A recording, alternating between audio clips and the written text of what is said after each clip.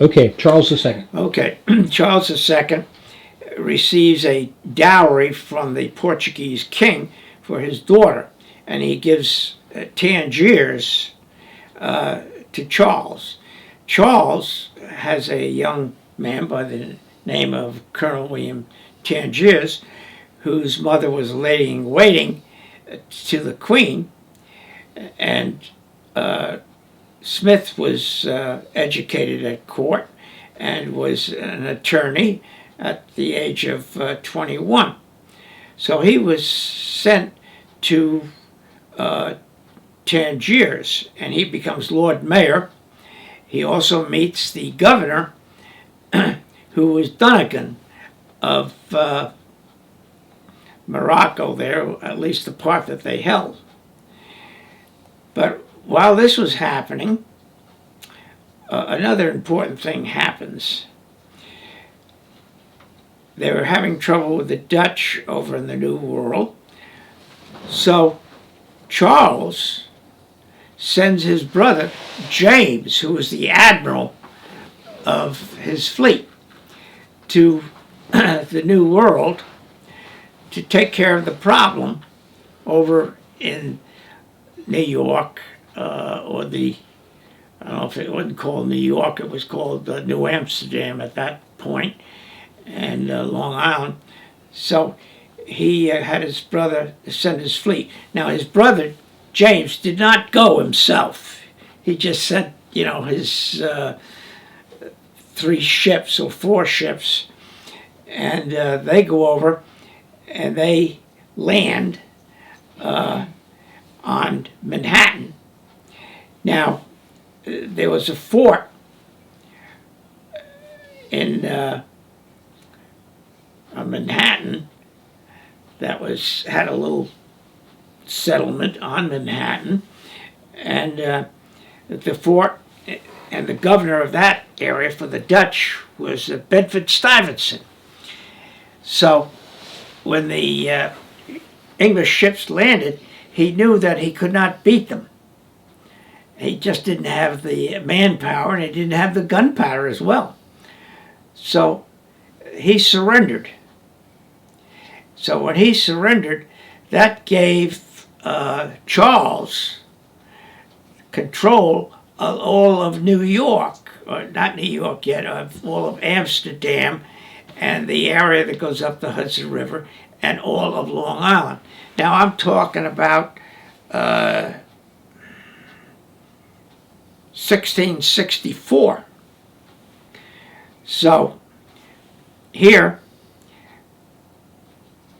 Charles turns around and gives a patent to his brother for doing that job. So his brother, who's the Duke of York, now had a patent to all of Long Island and all of New Amsterdam or whatever went up the Hudson River. So that was a very important feature because he had to have a governor for that patent. And again, the East End belonged to Connecticut. No longer did it belong to Connecticut because the king ruled. So Connecticut lost that part of Long Island. It became part of the Duke of York's, and he named his settlement New York after himself. Okay? So let's flash over to our boy there in the court. He sets sail and he takes what money he's got to Tangiers, and he sinks his money in. He marries this girl by the name of Martha Tunstall. And Martha Tunstall comes from a very wealthy family, and her father was into whaling. Now, in these days, if you wanted to have light, you had to have oil from these whales, you see. So it was a popular trade. So he marries Martha Tunstall, and they have several children, and they're living in Tangiers. Well, Charles, without the permission of Parliament, sends a fleet down underneath Admiral Dartmouth with orders to evacuate what English settlement was there, which included Portuguese as well as English, and bring them back to England. So that's what he did. Well, also they had orders to destroy everything in Tangiers. Set fire to it. Leave nothing for the enemy. So they did that. Hey, that's a rough situation for Colonel William Smith, who now takes the title of Tangiers Smith. That's what he's known for, because his stay at Tangiers. So he goes back and he petitions the king. He says, I've lost my whole fortune. I want to be reimbursed by the crown. Charles, he hadn't got any money. And Parliament is madder than hell about what he did. So, the petition, or the grievance that he filed, is still on record in England today, to this day. Charles says, well, what I can do is I will give you a patent, this land grant, over in the New World. And he had the right to do it because of his brother, owned all of it. He was the lord of it. Now, so Tangiers had no other option other than take that. So he gets on a boat, and I think the name of the boat was Moon or something like that. So he sets sail for the New World. On the way over, he loses one of his children. And that's a rough situation for Martha. So that was hell on earth for Tangiers. They land in New York, and he unloads his carriage. It was the first carriage in Manhattan, in New York. Now, he doesn't have any money. He's just got this land grant on Long Island. And it's out in the area where Brookhaven town is. So, who was governor of New York at that time was Dunnigan, his good pal that was in Tangiers or Morocco, because he was probably given it by the king. And so James makes Dunnigan the governor of New York. Well, when he arrived at the same time that Smith did, and that was makes him Lord Chief Justice and puts him in the legislature, and that gives him a lot of income.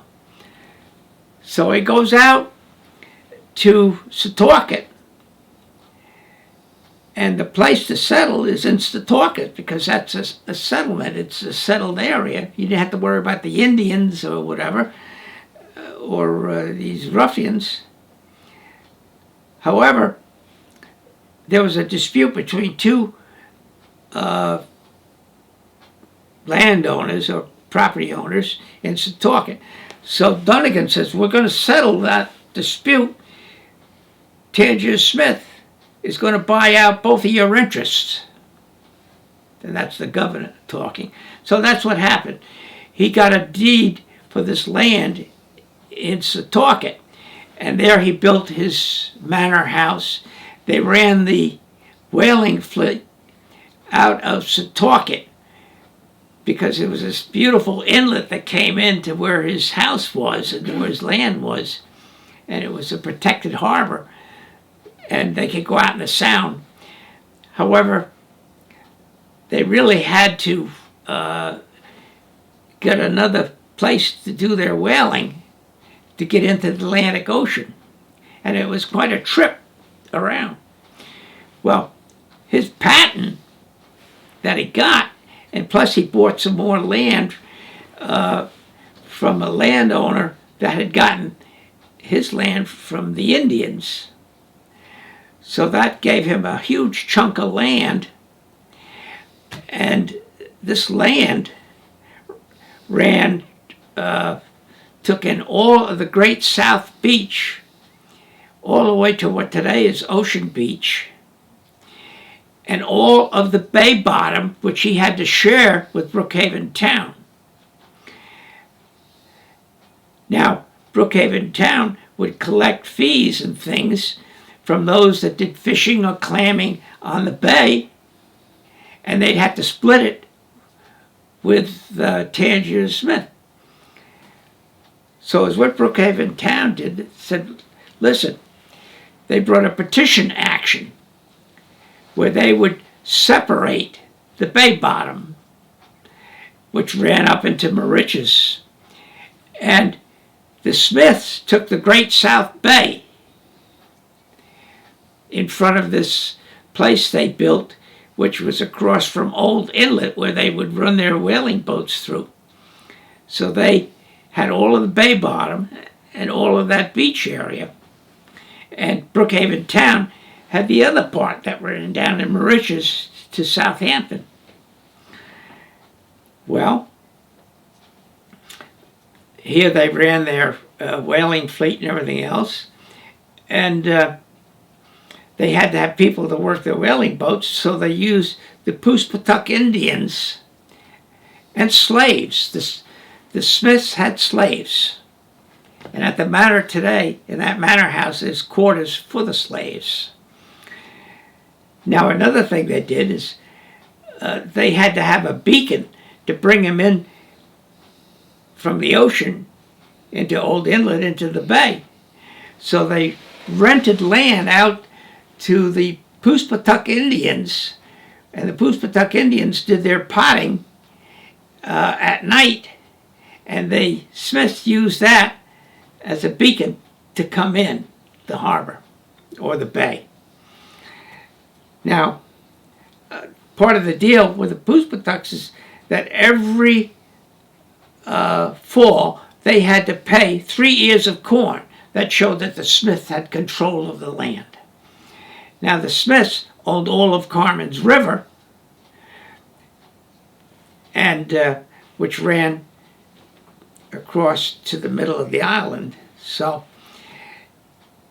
now as what happens is Tangiers Smith was there when there was a revolt. And the revolt happened when James II becomes king. Charles II has died. And the English did not really accept James II. But he had a daughter by the name of Mary, and she was married to William, who was William of Orange, and ruled part of New Amsterdam. So they offered him the kingship, and he accepted, and they drove James II from the throne, and he fled to Ireland. Now, James, when Charles had died, knocked Donegan out of being governor and put his own governor in there.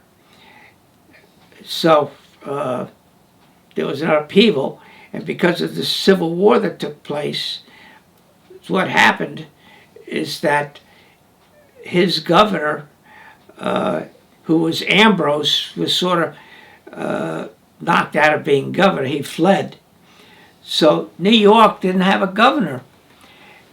And there was a guy by the name of Leisure. And he took over the fort in Manhattan and claimed to be the governor.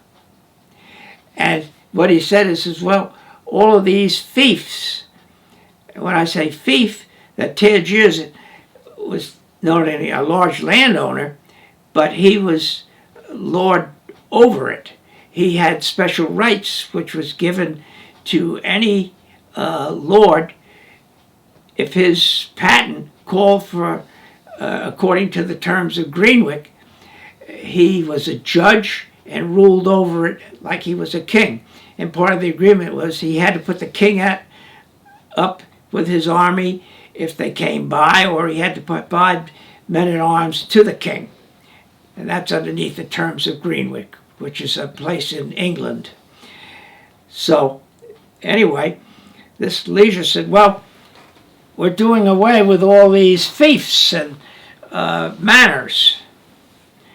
Well, that was bad news. That was a threat to Tangiers.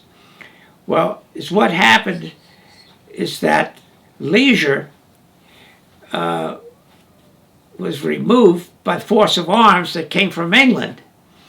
He was arrested and tried. And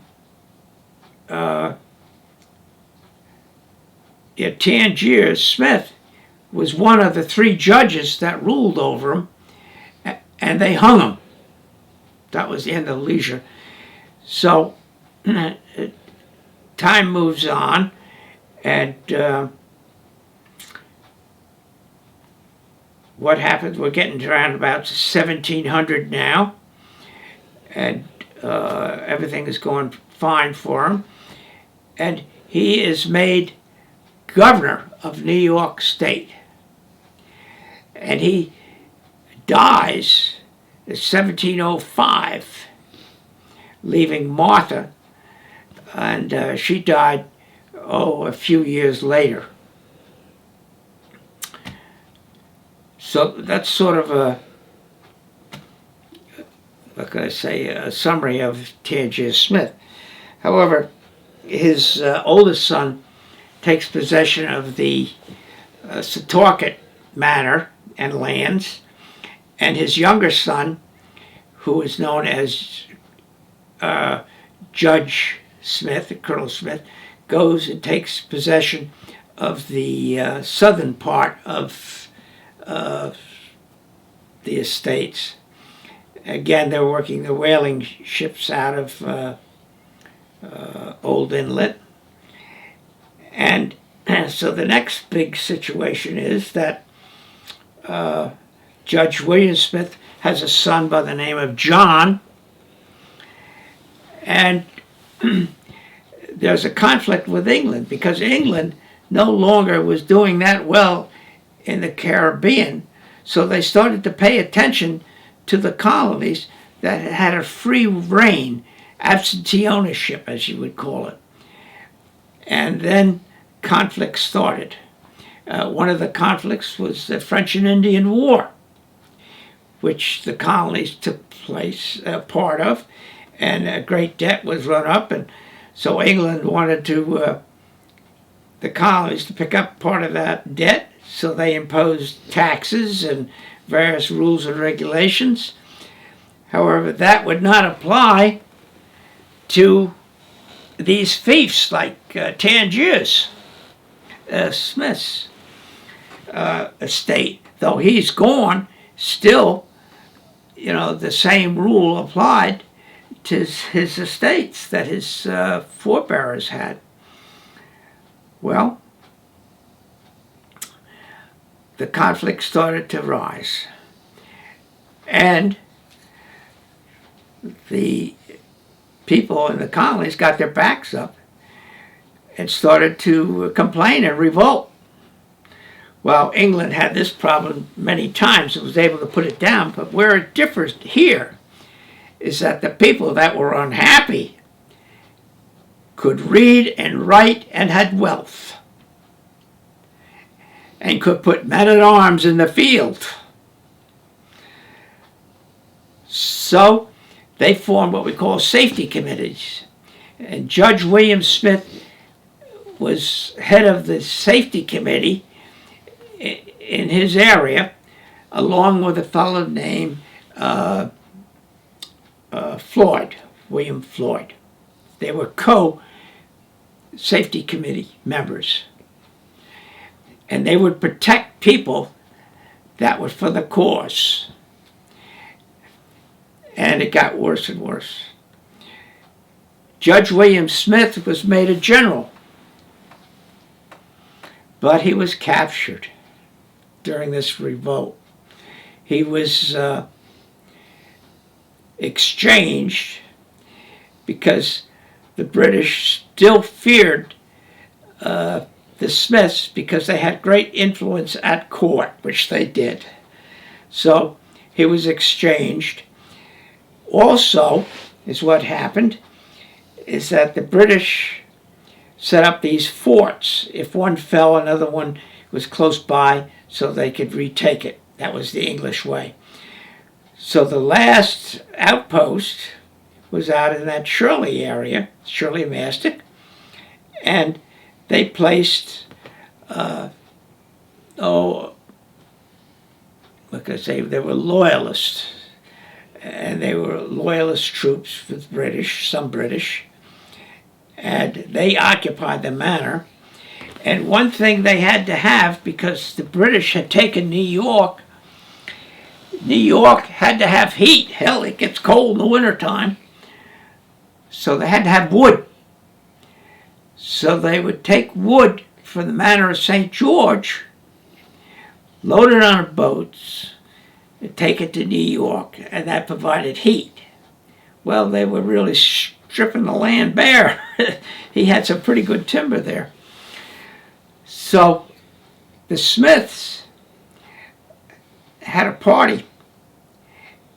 And during the party, they all got on the boat, probably one of the whaling boats that Martha had, or it belonged to the family. Martha's dead now. And they go over to Connecticut. They left. But they left the fellow in charge of the Manor of St. George, on the southern part at least. And the northern part had sort of drifted off into different families, so it wasn't the direct family anymore. The direct family was the southern part. So they flee to Connecticut.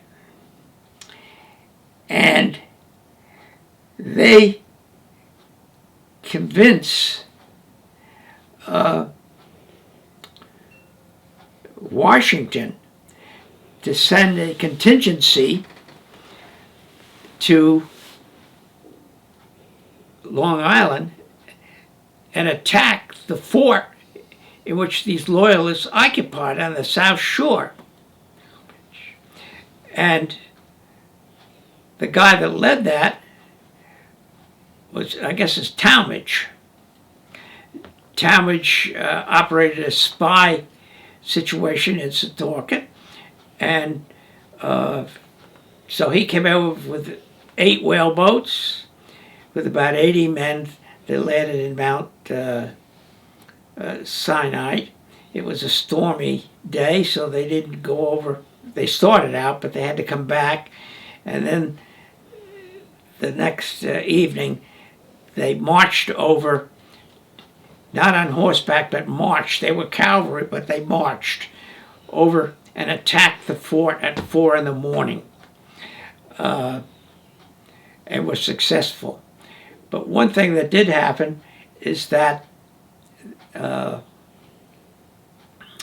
fellow by the name of Churchill went up and killed the sentry and had earned what we call the Medal of Merit, which is today the Purple Heart. So the first Purple Heart won for the United States was at the Manor of St. George. The attack was successful, except they had some resistance in the house where they killed some of the men. And we've got reports that in one part of the house, Blood ran down the steps that men were killed. Also, we've got reports that some of the men were captured and they were in fear of their lives. They were kept in one room. But anyway, when Talmadge went back, they took the men with them. However, part of the contingency was able to get horses, and they went over to Corn, where hay was stored, and destroyed the hay, and then joined the main body and went across the Sound back to Connecticut. It was a successful raid. So that's a little history there. Let's see. Oh, yeah. Now there's if a man walked down the road and ran across the fellow and he says, "What's your name?" He says, "Smith." He says, "Smith? Which Smith are you? Are you the Lowland Smith or the Upland Smith?" The Lowland Smiths were considered Jeannie Smith's family that came out of the line of Tangiers Smith. The Upland Smiths are considered the Bullsmith group. Now, my grandmother's family belonged to the Upland Smiths, the Bullsmiths family. However, as time went on, her family got married into the Lowland Smiths. And that was through what we call the Robinson family. And they had a house today on South Country Road just before the railroad tracks. That's where the Robinsons lived. And so now I'm going to sort of get involved on the other part of the Smiths family.